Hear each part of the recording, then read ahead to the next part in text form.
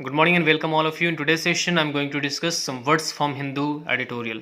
देखिए, सबसे पहली बात तो यह है कि वर्ड, कई लोग मुझे बोलते हैं कि सर वर्ड याद करते हैं फिर भूल जाते हैं, फिर सर याद करते हैं फिर भूल जाते हैं। पहले बात तो ये नोट कर लो आप, है ना, दिमाग में रख लो कि जो वर्ड याद करेंगे और भूल जाएंगे ये कॉमन चीज़ है। एक किसी के साथ भी हो सकता है अनटिल और अनलेस वह आदमी, है ना, दैट पर्टिकुलर पर्सन और स्टूडेंट कोई भी हो जो वर्ड याद करता हो, वो उसको एप्लीकेशन में नहीं लाए। मतलब एप्लीकेशन में आपको लाना ही पड़ेगा।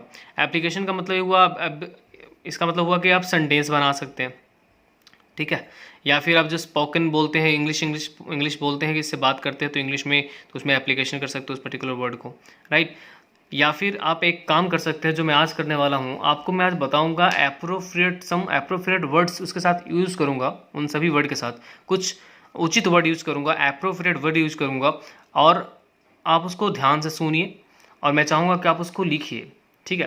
अगर वह भी वर्ड जो मैं बोलने वाला हूँ वो भी अगर आपको याद रहेगा ना, तो वो वर्ड हमेशा के लिए आपके साथ रहेगा। मुझे याद है कि कुछ साल पहले की बात है, हम लोगों ने एप्रोप्रिएट वर्ड याद किए थे। तो जब मैं वर्ड याद किया था तो आज तक मैं नहीं भूल पाया। क्यों नहीं भूल पाया? क्योंकि मैंने ऐसे याद किया था कि अगर हम क्रैकर्स को छोड़ रहे हैं ना, क्रैकर्स मतलब पटाखा फोड़ रहे हैं ना, तो भाई एक तो हम लोग बोलते हैं फायर क्रैकर्स बोलते हैं, और एक बोलते हैं हम लोग एक्सप्लोड क्रैकर्स बोलते हैं कि नहीं। तो भाई हमने पढ़ लिया डायरेक्ट एक्सप्लोड क्रैकर्स, सब दिमाग में मेरा सेट हो गया। भाई पटाखा से रिलेटेड जो चीज़ बॉम्ब विस्फोट टाइप का होगा उसको एक्सप्लोड बोलते हैं। तो भाई ऐसे करके वर्ड को याद रखा जा सकता है। That is what the general application is all about. So we are going to talk about the application of words. ऐसे तो बहुत सारे केसेस हैं जिसके अनुसार बहुत सारी चीज़ें तरीके हैं जिससे हम वर्ड को इम्प्रूव कर सकते हैं, और मैं आगे आपको रूट वर्ड्स वगैरह भी बताऊंगा। लेकिन फ़िलहाल आज के सेशन में हम जो वर्ड डिस्कस करने वाले हैं बहुत इंपॉर्टेंट है। उम्मीद करूंगा कि आप सभी को समझ में भी आएगा, और उम्मीद ये भी होगी याद भी हो जाना चाहिए। Okay, so let's get started. जो फर्स्ट वर्ड यहाँ पे है वो है rebut, right. Prove something false by using arguments and evidence. Rebut करना मतलब किसी भी चीज़ को आर्गुमेंट्स या एविडेंस दे करके फॉल्स साबित कर देना, राइट। मतलब ये हुआ कि गलत साबित करना किसी भी आर्गुमेंट को या किसी भी एविडेंस को। एविडेंस का मतलब हो गया सबूत।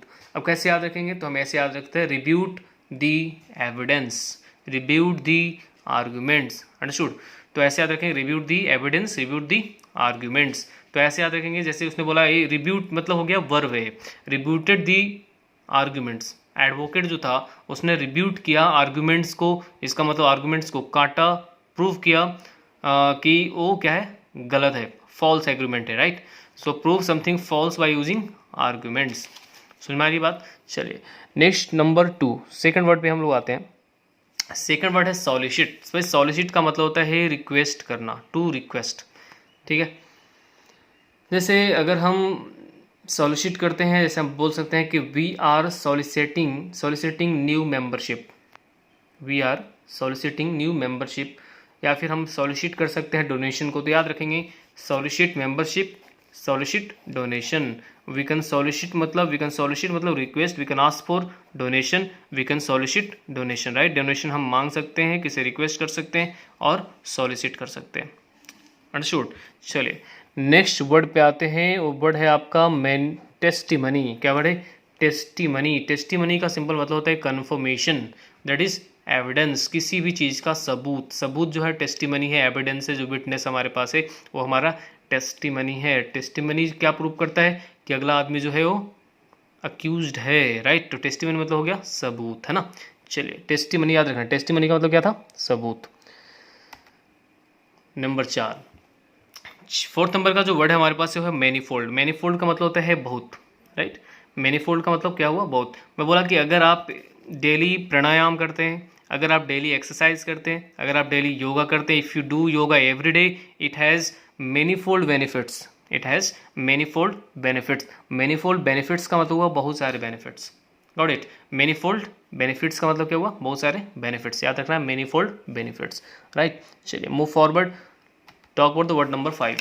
सरपास का मतलब क्या होता है? सरपास का मतलब होता है टू गेट बेटर, और भी बेहतर होना, या फिर किसी को बीट करना, हरा देना, या फिर आगे निकल जाना, राइट।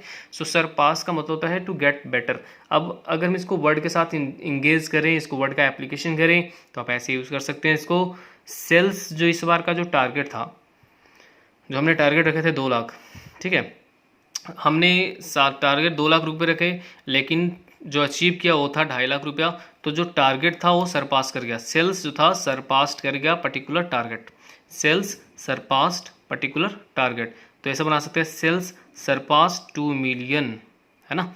सरपास किया, जैसे मैंने एक्सपेक्ट किया था कि मैं इस काम को करूंगा, लेकिन बेहतरीन, उससे बेहतर कर पाया, तो I surpassed my expectation, I surpassed my expectation. जो सरपास यहाँ पे वर्ब है जिसका मतलब होता है बेहतर करना, आगे निकल जाना और भी बेटर करना। उम्मीद करता हूँ आपको समझ में बात आ गई होगी, ठीक है। चलिए, तो नेक्स्ट वर्ड है हमारे पास रिसर्जेंस का मतलब होता है बढ़ना, ठीक है। रिसर्जेंस का मतलब होता है बढ़ना। अभी लॉकडाउन खत्म होने के बाद, लॉकडाउन तो अभी चल रहा है, लेकिन इकोनॉमिक एक्टिविटी के लिए गवर्नमेंट ने दुकानों को ओपन करवाया, रिज्यूम करवाया। तो हम ऐसे बोल सकते हैं रिसर्जेंस इन इकोनॉमिक एक्टिविटी। क्या बोल सकते हैं? Resurgence in economic activity. Economic जो एक्टिविटी है उसमें रिसर्जेंस हो रहा है, इसका मतलब इंक्रीज हो रहा है, लोग फिर से पटरी पे आ रहे हैं और काम करना शुरू कर रहे हैं। तो याद रखना, रिसर्जेंस इन इकोनॉमिक एक्टिविटी। तो ऐसे याद रखें, रिसर्जेंस का मतलब होता है इंक्रीज, रिसर्जेंस यहाँ पे नाउन का काम करता है, मतलब बढ़ोतरी। 7th वर्ड है इनएविटेबल। इनएविटेबल वही होता है जिसको हटा नहीं सकते हैं, सर्टेन है और श्योर है। बोला कि इसका जो रिजल्ट है साहब वो इनएविटेबल है, इसका मतलब आप नहीं रोक सकते। इनएविटेबल है मतलब रोक नहीं सकते, एकदम होगा ही होगा। इसका मतलब inevitable outcome, this inevitable outcome मतलब 100% उस आउटकम को होना ही है, निश्चित आउटकम। चलिए, तो फिर नेक्स्ट वर्ड की बात करें हम। नेक्स्ट वर्ड है हमारे पास अफ्लुएंट का मतलब होता है रिच। जैसे हम बोलते हैं ना कि हमारे मोहल्ले में जितने भी लोग हैं ना अफ्लुएंट क्लास के हैं, अफ्लुएंट क्लास का मतलब रिच हैं, प्रॉस्परस हैं। तो अफ्लुएंट का मतलब होता है रिच, है ना, अमीर। और इफ्लुएंट का मतलब क्या होता है, हमने वो भी वर्ड लिखा हुआ है 9 नंबर में है। इफ्लुएंट, इसका मतलब होता है जो गंदगी, जो वेस्ट मटेरियल किसी पर्टिकुलर फैक्ट्री से बहता है उसको इफ्लुएंट बोलते हैं। Liquid that is released as waste is effluent. आप यहाँ पे एक वर्ड देखोगे, ई है, ई फॉर एग्जिट, ऐसे याद रखना, ई फॉर एग्जिट। और फ्लू का मतलब फ्लो से बना है वर्ड, फ्लो का मतलब होता है बहना। तो ई फॉर एग्जिट, फ्लो मतलब बहना, ऐसे याद रख सकते हैं। तो भाई एग्जिट होके बहना मतलब बाहर निकल के जाना। तो भाई इफ्लुएंट और अफ्लुएंट में समझ में आ गई बात। ए रहेगा तो ये अपना है, ये क्या है, अपना है मतलब रिच है। ई मतलब निकाल दिया, एग्जिट कर दिए। जब एग्जिट कर दिया तो क्या हो गया, ये हो गया वेस्ट मटेरियल। एग्जिट किसको करते हैं, जो आपके काम का ना हो। तो इफ्लुएंट का मतलब होता है जो लिक्विड वेस्ट के रूप में बाहर निकलती है, उसको हम बोलते हैं इफ्लुएंट। अब इसको ऐसे याद रख सकते हैं हम लोग कि जैसे डिस्चार्ज जो है इफ्लुएंट होता है पानी में, ऐसे फैक्ट्री जो होती है डिस्चार्ज करती है। इफ्लुएंट को मतलब गंदगी को डिस्चार्ज करती है किस में, पानी में, वाटर में, या फिर आप बोल सकते हैं नदी में। तो आप बोल सकते हैं कि factories discharged effluent into water, ठीक है। तो फैक्ट्रीज जो है डिस्चार्ज करती है इफ्लुएंट मतलब कचरे को पानी में। याद रखिएगा, इफ्लुएंट का मतलब होता है कचरा और अफ्लुएंट का मतलब होता है अमीर। 10 नंबर वर्ड है एम्बिग्यूअस। अगर कोई चीज़ एम्बिग्यूअस है इसका मतलब वो क्लियर है। एम्बी, यहाँ जो वर्ड आप देख रहे हैं ना एम्बी, इसका मतलब होता है दो, टू। तो भाई जब कोई भी चीज़ डबल मीनिंग दे तो उसकी मीनिंग क्लियर नहीं हो सकती है ना।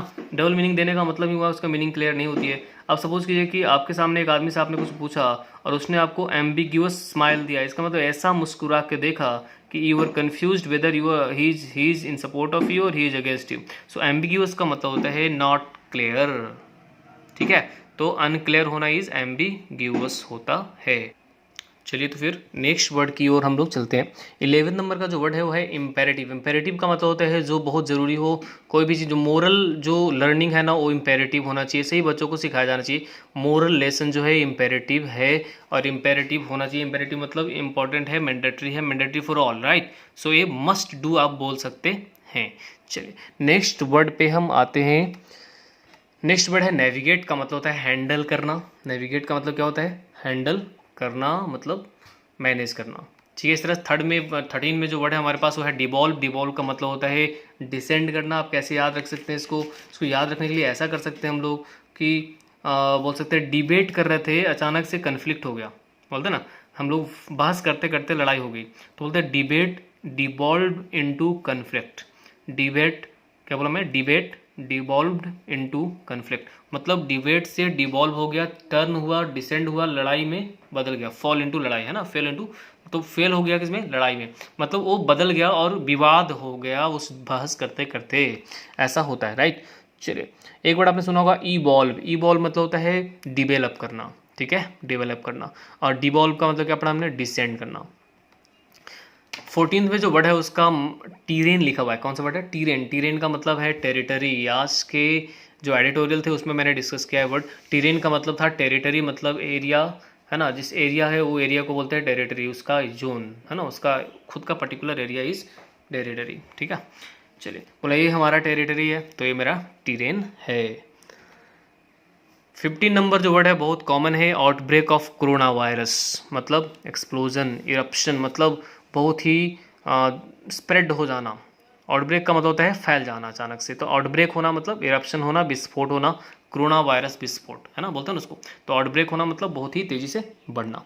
चलिए 16 में जो वर्ड हमारे पास है वो है स्प्लिंटर। स्प्लिंटर का मतलब होता है break into small pieces.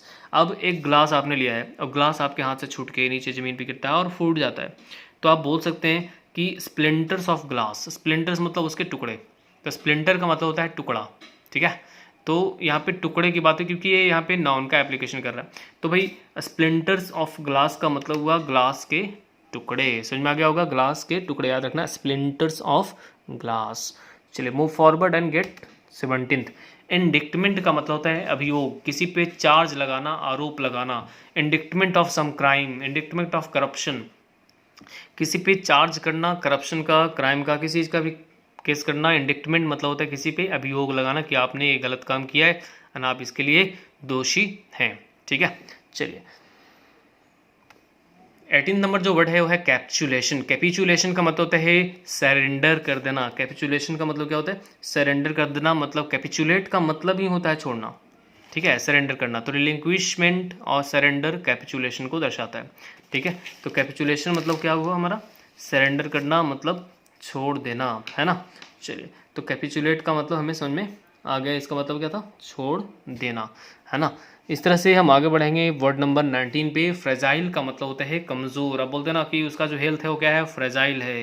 Health कैसा है? फ्रेजाइल है ना। अगर आप एक्टर हैं या आप अगर कोई काम करते हैं, अच्छा काम करते हो, तो आपका फ्रेजाइल ईगो जो होना चाहिए, फ्रेजाइल होना चाहिए, मतलब बहुत ज़्यादा ईगो रखने की ज़रूरत नहीं है। तो fragile health, fragile ego, fragile कोई भी चीज़ फ्रेजाइल हो सकती है जो आसानी से टूट जाए, ब्रेक हो जाए, ठीक है। चलिए फ्रेजाइल का मतलब होता है वल्नरेबल। और 20 नंबर का वर्ड है एडमेंट का मतलब होता है ज़िद्दी। कोई भी अगर आप एडमेंट हैं इसका मतलब आप बहुत ही ज़्यादा ज़िद्दी हैं, दूसरी की बात आप नहीं सुनते, और ऐसा होना बिल्कुल भी नहीं चाहिए। तो एडमेंट का मतलब होता है ज़िद्दी होना। तो दोस्तों उम्मीद करता हूँ कि आपको बहुत कुछ सीखने को मिला होगा। अगर आपको ये वीडियो पसंद आएगा तो आप बिल्कुल इसे लाइक करें, सब्सक्राइब भी करें हमारे चैनल को, और शेयर करना ना भूलें, क्योंकि शेयर करेंगे तो आपके फ्रेंड्स भी इससे बेनिफिटेड होंगे, ठीक है। Thank you so much, thank you.